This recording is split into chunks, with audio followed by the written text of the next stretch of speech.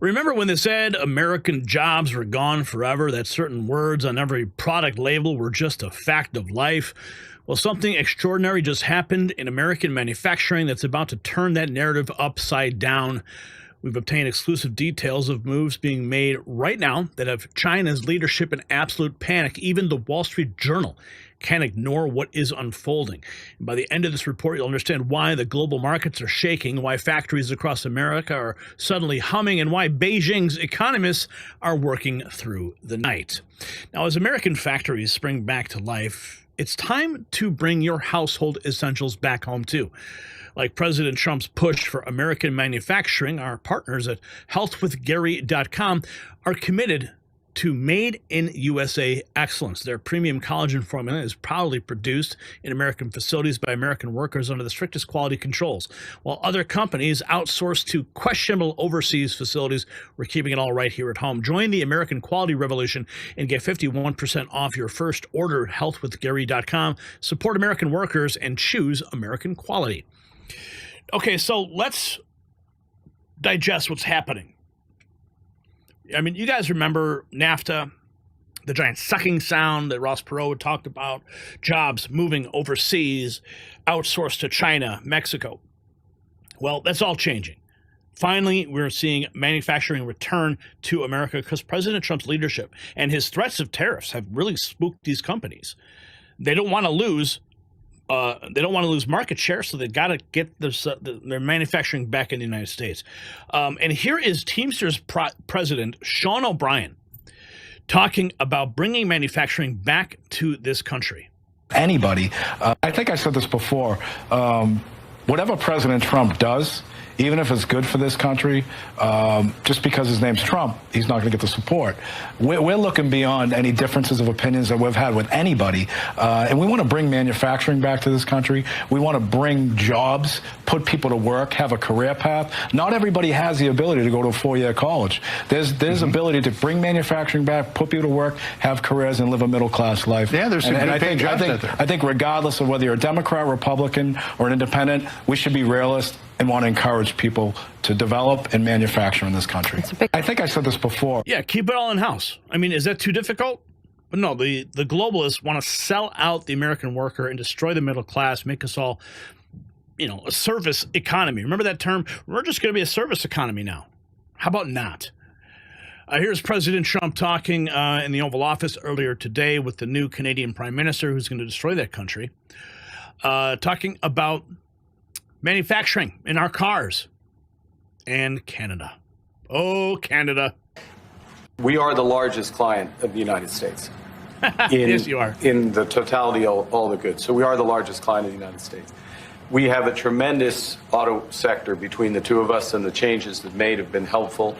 50% of a car that comes from Canada is American. That's not like anywhere else in the world. And to your question about is there one thing? No, this is a bigger discussion. There are much bigger forces involved, and this will take some time and some discussions, and that's why we're here, to have those discussions, and that is represented by who's sitting around the table. See, the conflict is, and this is very friendly. We're not. This is not going to be like we had another little blow up with somebody else. That was a much different. This is a very friendly conversation, but. We want to make our own cars. We don't really want cars from Canada. And we put tariffs on cars from Canada, and at a certain point, it won't make economic sense for Canada to build those cars. And we don't want steel from Canada because we're making our own steel, and we're having massive steel plants being built right now as we speak. We really don't want Canadian steel, and we don't want Canadian aluminum and various other things because we want to be able to do it ourselves. And we, because of, past thinking of people, we have a tremendous deficit with Canada. In other words, they have a surplus with us. And there's no reason for us to be subsidizing Canada. Canada's a place that will have to be able to take care of itself economically. I assume they can. I will tell you that Trudeau, when I spoke to him, I used to call him Governor Trudeau. I think that probably didn't help his election. But when I spoke to him, I said, so why are we taking your cars? Why are we taking we want to make them ourselves. I mean, I said, and if the price of your cars went up, or if we put a tariff on your cars of 25%, what would that mean to you? He said that would mean the end of Canada. He actually said that to me. And I said, that's a strange answer, but I understand his answer. But no, I mean, it's hard to justify subsidizing Canada to the tune of maybe $200 billion a year. We protect Canada militarily, and we always will. We're going to, that's not a money thing. But we always will. But, it's not fair. But why are we subsidizing Canada $200 billion a year, or whatever the number might be? It's a very substantial number. And it's hard for the American taxpayer to say, gee whiz, we love doing that. We are the largest. Yeah. He just crapped his pants listening to Trump talk like that right in front of him in the Oval Office. You know that, right? Here's Howard Lutnick talking about the arrangement with car companies and the USMCA. And then we've made an arrangement with the car companies that 15% of their USMCA parts are included, and then 15% of foreign parts from the manufactured suggested retail price are not tariffed to help domestic manufacturing really thrive. So it gave them a chance to be able to build their car parts factories if they're going to. A lot of these companies already have factories, and what they have to do is just fill them out. But they're able to build them in the United States, so we gave them a pretty substantial period of time. And that's how you do it, right? Here's President Trump talking about the CHIPS Act in the Oval Office today. It's hitting right now. Look, they're already starting AI plants. These are not people that look for financing. That's a good thing. In real estate, you get a site, then you have to look for financing, you have to get your zoning, 5 years later you start building, you get a bank, then the bank's no good. And then Letitia James shows up and files charges against you. But those chickens are coming home to roost, aren't they? I'm sorry, I digress. I didn't mean to interrupt the president. Let's continue. Yeah, these people have massive amounts of cash. The CHIPS Act was a ridiculous thing because that doesn't get them to build. All we did is hand very wealthy companies money. The CHIPS Act that was done by Biden, billions. We give them billions of dollars. They don't even have to do anything with it. And then if you weren't, if you didn't have, and I don't want to be a wise guy, but if you didn't go with the DEI, if you didn't go with all of the different things woke, if you weren't woke, you couldn't even use the money. You had to have a certain percentage of this and that and that and that. It's impossible to have. The companies actually complained to me. They said they gave me all this money, but nobody can get these people to do anything. I mean, look, President Obama, and if he wanted help, I'd give him help because I'm a really good builder and I build on time, on budget. He's building his library in Chicago. It's a disaster. And he said something to the effect, I only want DEI, I only want woke. He wants woke people to build it. Well, he got woke people, and they have massive cost overruns. The job is stopped. I don't know. It's a disaster. And I don't like that happening because I think it's bad for the presidency that a thing like that should happen. He's got a library that's a disaster. And he wanted to be very politically correct, and he didn't use good, hard, tough, mean construction workers that I love, Marco. I love those construction workers. But he didn't want construction workers. He wanted people that never did it before, and he's got a disaster in his hands. Oh, it's hitting right now. Look. Let's keep going in the Oval Office. People asking about deals. When are you going to sign the deals? Just to finish, we also have a situation, because everyone says, when are you going to sign deals? We don't have to sign deals. We could sign 25 deals right now, Howard, if we wanted. We don't have to sign deals. They have to sign deals with us. They want a piece of our market. We don't want a piece of their market. We don't care about their market. They want a piece of our market. So we can just sit down, and I'll do this at some point over the next 2 weeks, and I'll sit with Howard and Scott and with our great vice president, who has done a really good job. We have some good news to report on a lot of fronts. But JD will be there, and Marco, and we're going to sit down, and we're going to put very fair numbers down, and we're going to say, here's what this country, what we want, and congratulations, we have a deal.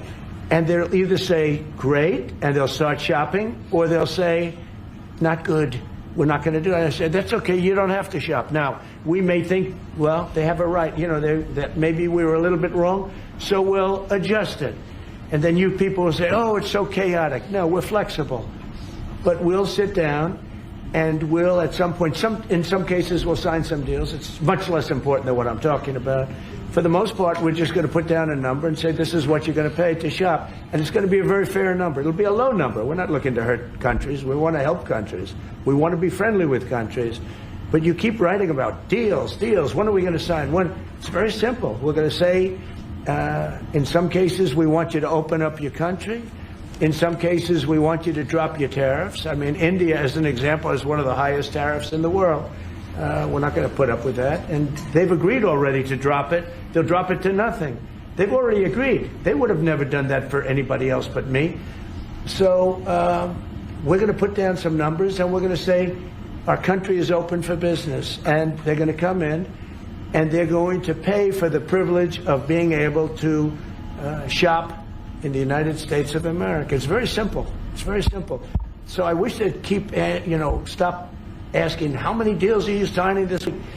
Because one day we'll come and we'll give you 100 deals. And they don't have to sign.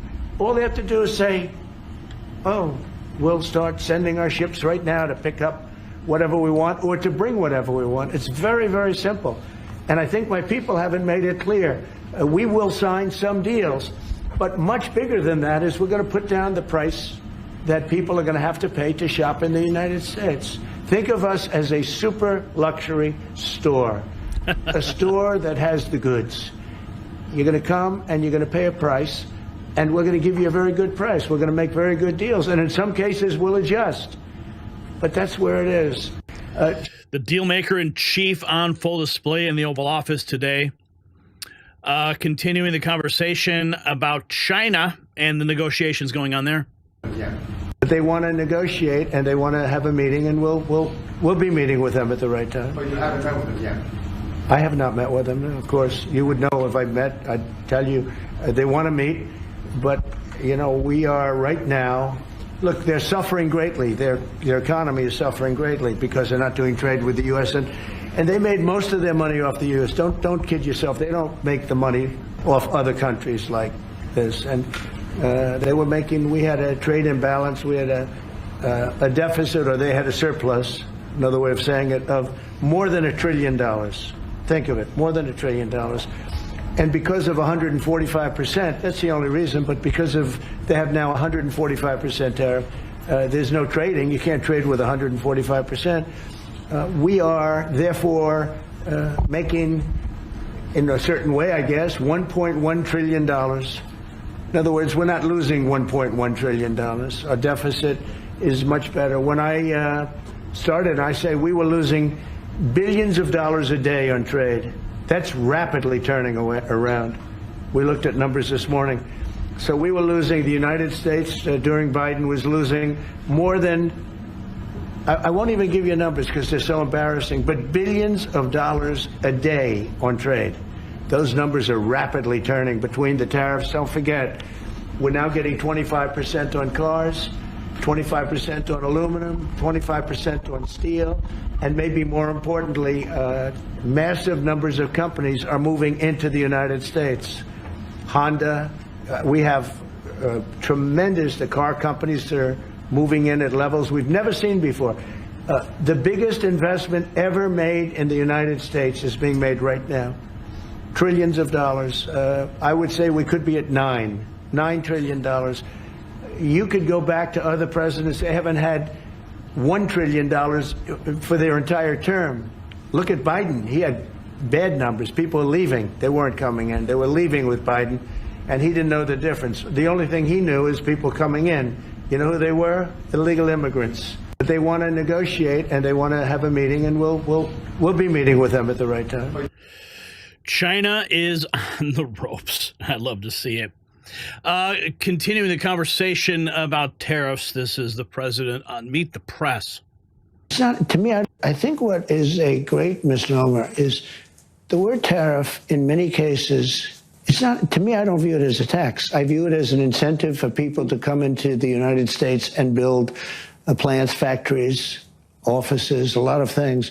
I think it's an incentive, but the thing that's not known is if you look back and see, oftentimes like China or Vietnam or other countries, not just China, because China's an abuser, but there are other abusers. Many of them are friends, the so-called, I say friend and foe, and friend is oftentimes worse than foe.